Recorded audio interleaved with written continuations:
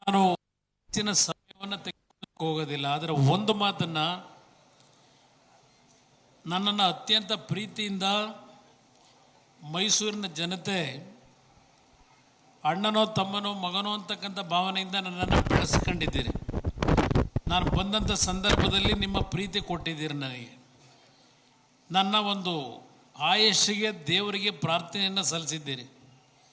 ನಿಮ್ಮಗಳ ಒಂದು ಪ್ರಾರ್ಥನೆ ದೇವರಿಗೆ ತಲುಪಿಸಿದ್ದೆ ನನ್ನ ಆಯುಷ್ಯನ್ನು ಉಳಿಸ್ತಕ್ಕಂಥದ್ದಕ್ಕೆ. ಬಹುಶಃ ಈ ದೇಶದ ರಾಜಕಾರಣದಲ್ಲಿ ಕೇವಲ 17 ವರ್ಷದಲ್ಲಿ 3 ಬಾರಿ ಹೃದಯದ ಚಿಕಿತ್ಸೆಗೆ ಒಳಗಾಗಿರ್ತಕ್ಕಂಥದ್ದು, 2 ಬಾರಿ ಮಿದುಳಿನ ಮೇಲೆ ಆದಂಥ ಅನಾಹುತ. ಬಹುಶಃ ಯಾವುದೇ ರಾಜಕಾರಣಿಗಳಿಗೂ ಇಂಥ ಒಂದು ಪರಿಸ್ಥಿತಿಯನ್ನು ಎದುರಿಸ್ತಕ್ಕಂಥದ್ದು ಆ ಭಗವಂತ ನೀಡಿಲ್ಲ. ಆದರೆ ಒಂದು ನಾನು ತಾಯಿ ಚಾಮುಂಡೇಶ್ವರಿಯ ಸನ್ನಿಧಾನದಲ್ಲಿ ಏನು ಹೇಳ್ತಾ ಇದ್ದೇನೆ, ಇವತ್ತು ನಾನು ಏನಾದರೂ ಇನ್ನೂ ಉಳಿದಿದ್ದೇನೆ ಅಂದರೆ ನಿಮ್ಮ ಉಬ್ಬಿದ ರಕ್ತನಾಳಗಳ ಸಮಸ್ಯೆಗೆ ಎವಿಸ್ ಆಸ್ಪತ್ರೆಯಲ್ಲಿ ಕೇವಲ 30 ನಿಮಿಷದ ಲೇಸರ್ ಚಿಕಿತ್ಸೆಯೊಂದಿಗೆ ಮುಕ್ತಿ ಹೊಂದಬಹುದು. ಹೆಚ್ಚಿನ ವಿವರಗಳಿಗಾಗಿ ಸಂಪರ್ಕಿಸಿ 8088837000. ನನ್ನಿಂದ ಏನೋ ಒಂದು ಈ ನಾಡಿಗೆ, ಈ ನಾಡಿನ ಬಡ ಕುಟುಂಬಗಳೇನಿದ್ದಾವೆ, ನನಗೆ ಜಾತಿಯ ಪ್ರಶ್ನೆ ಇಲ್ಲ. ಬಡವರು ಯಾರಿದ್ದಾರೆ ಅವರೇ ನನ್ನ ಕುಟುಂಬ.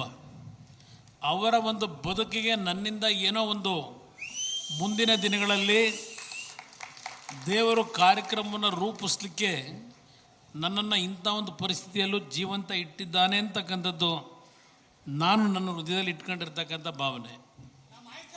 ಇವತ್ತು ನಾನು ಹೆಚ್ಚಿನ ಸಮಯವನ್ನು ತೆಗೆದುಕೊಳ್ಳಕ್ಕೆ ಹೋಗೋದಿಲ್ಲ. ಆದರೆ ಒಂದು ಮಾತನ್ನು ನನ್ನನ್ನು ಅತ್ಯಂತ ಪ್ರೀತಿಯಿಂದ ಮೈಸೂರಿನ ಜನತೆ ಅಣ್ಣನೋ ತಮ್ಮನೋ ಮಗನೋ ಅಂತಕ್ಕಂಥ ಭಾವನೆಯಿಂದ ನನ್ನನ್ನು ಬೆಳೆಸ್ಕೊಂಡಿದ್ದೀರಿ.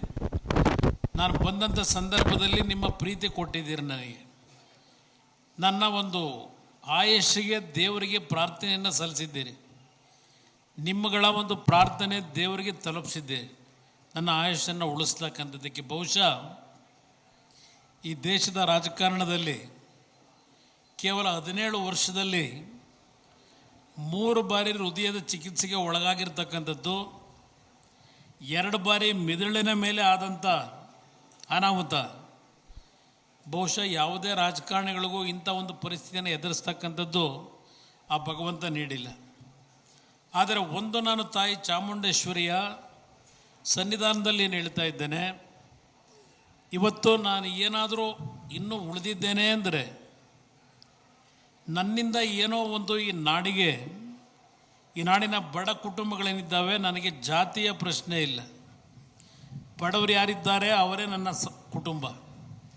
ಅವರ ಒಂದು ಬದುಕಿಗೆ ನನ್ನಿಂದ ಏನೋ ಒಂದು ಮುಂದಿನ ದಿನಗಳಲ್ಲಿ ದೇವರು ಕಾರ್ಯಕ್ರಮವನ್ನು ರೂಪಿಸಲಿಕ್ಕೆ ನನ್ನನ್ನು ಇಂಥ ಒಂದು ಪರಿಸ್ಥಿತಿಯಲ್ಲೂ ಜೀವಂತ ಇಟ್ಟಿದ್ದಾನೆ ಅಂತಕ್ಕಂಥದ್ದು ನಾನು ನನ್ನ ಹೃದಯದಲ್ಲಿ ಇಟ್ಕೊಂಡಿರ್ತಕ್ಕಂಥ ಭಾವನೆ. ಇವತ್ತು